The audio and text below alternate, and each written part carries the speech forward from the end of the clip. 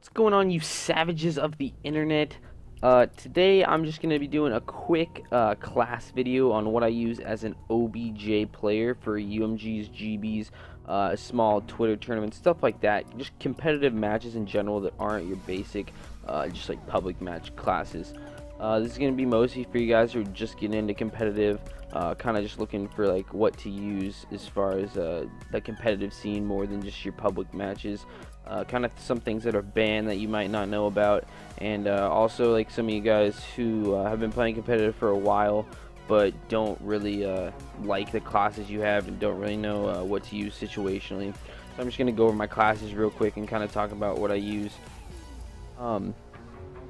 So this first one, I have it labeled HP break, just as it's hardpoint break. It's just a little reminder. This is for if you're playing hardpoint and they're in the hill, you really can't break them. They're holding it down really well. This is what you're gonna use to break the hill, obviously. Let's see what I have here. I'm an SMG player. Some people can play OBJ well with an AR, but I always just use a sub. So most of these classes are submachine gun based, which is obviously the ASM1 is the best submachine gun in the game. So I just rock the standard foregrip advanced rifling quick draw. Obviously, that's what most of these classes, I think probably all of them, you're gonna see. Those are the three attachments you pretty much want. You don't really want to go too far from the nest with those, if you will.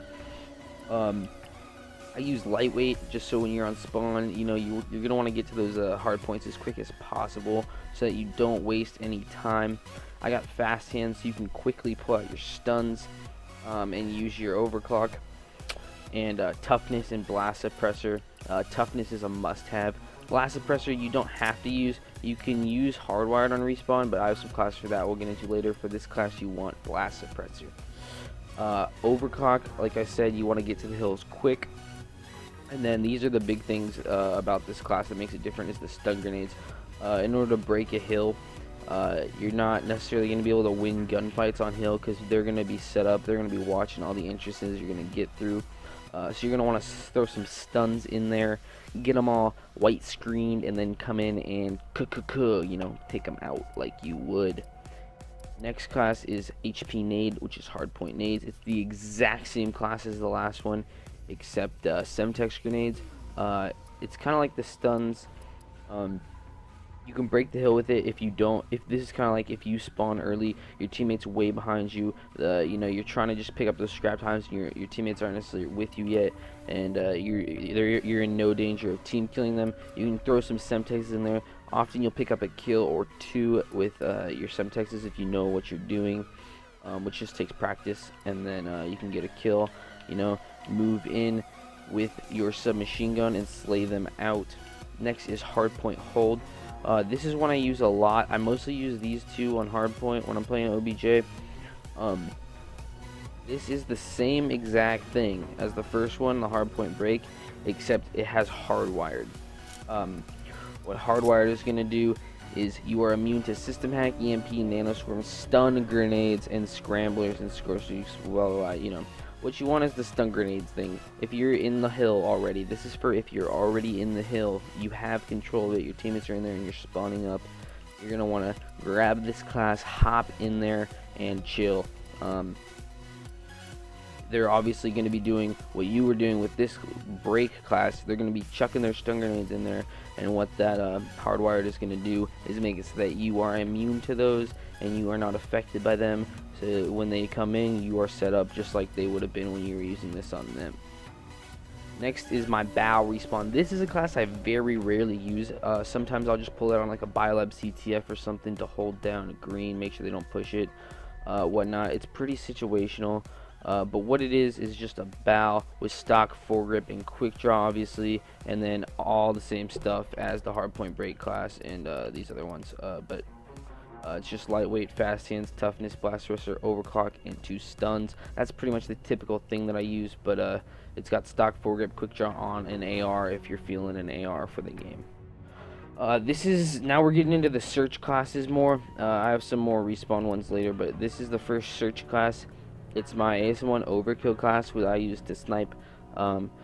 It's the same attachments. Those are the ones that you pretty much always use. And then it's got overkill, morse with a thermal. I prefer the thermal. You can use a variable zoom if you want, or some of you weirdos like to use the stock scope, which is also fine if you're really comfortable with it. But I prefer the thermal sight. And then I do not use a perk 1 because you want to play search kind of slower, especially with the snipe and stuff. You're not rushing and everything, so you don't really need to move fast. You don't need a lightweight. And none of these you really need for this class. Fast hands, you can quickly swap between your ASM1 and your Morse. That is super important. That's probably the biggest part of this class, is you need to have fast hands. Toughness and blast suppressor. Toughness for when you have your ASM1, when you are starting to push the sights. It's just a must-have pretty much in this game. You need toughness. It kind of sucks that that's how the game's set up. Hopefully we'll see some good change in Black Ops 3, but you pretty much need toughness, obviously. And then blast suppressor, so you can boost into snipe spots or whatever, and when you're pushing sight, they're not gonna know where you're going. You pretty much need that for search at all times. And then overclock, so you can say on solar, if you need to rush, or if you need to run to A Street with your sniper and pull it out, you can get there quicker than they do, so that when they peek, you already have the drop on them. Okay, next, I named this one Zuminate and Zuma Flank because they're based off the pro player Zuma. I'm a pretty big fan of him. He's one of the best players in the competitive pro scene, in my opinion. So we got the Zuma Nade class. Basically, I just named it that because I saw him use a class similar to this. It's just a bow, same attachments as the last bow, foregrip, stock, quick draw. It's got danger close. Now, I don't know if he actually used that or not, but that's what I use. Danger close, fast hands, toughness, blast suppressor. Those two are pretty much standard as fast hands is. Overclock, and 2 frags. And the frags pair obviously with the danger close. That's more explosive damage. If you guys don't know, which you should. What I use is to mostly just set up, play slow on defense.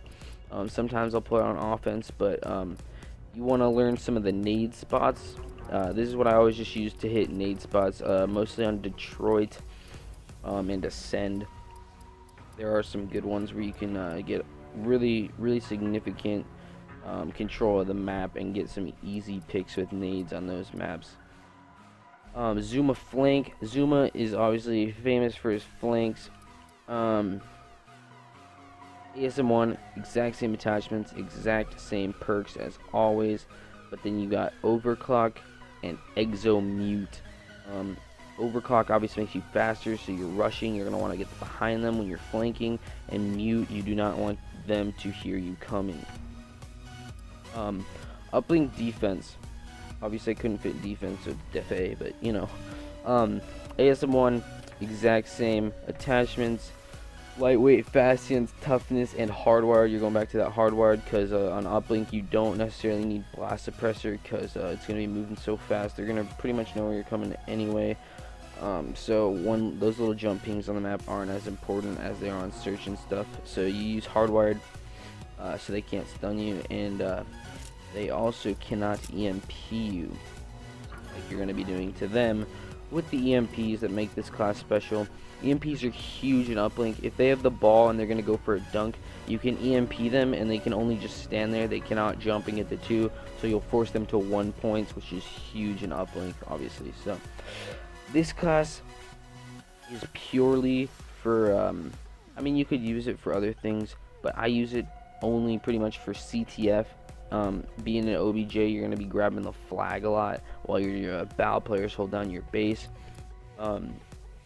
So this is a very specific class for pulling flags and getting out of there as fast as you fucking can. You don't want them to be shooting you in the ass and stuff. So you got obviously ASM1, same exact attachments, lightweight and overcharge. You're going to take 2 perk 1s, alright, and no launchers, no grenades, none of that bullshit. This is purely for grabbing the flag and running, like I said. So you want lightweight and overcharge so your overclock lasts longer, as you can see. Fast hands, just because you can use your overclock faster once you pick up the flag and whatnot. Toughness, blast suppressor, so that they don't know it necessarily what route you're taking. after you grab the flag. Obviously, it's gonna ping where you are with the flag, but you can easily juke them out if you don't have if you have blast suppressor, so they can't see where you're jumping. And then overclock, obviously, because you're gonna want to be fast as possible. You pair that with the overcharge. This shit lasts forever. You can just grab the flag and have overcharge all the way back to your base and easily get some caps if your other players are doing their job right. So those are my classes, guys. Quick explanation. I kind of just banged through those. I don't want to try to make this video too long. It's already pretty long as it is. So thank you guys so much for watching. If you have any questions, feel free to leave them in the comments.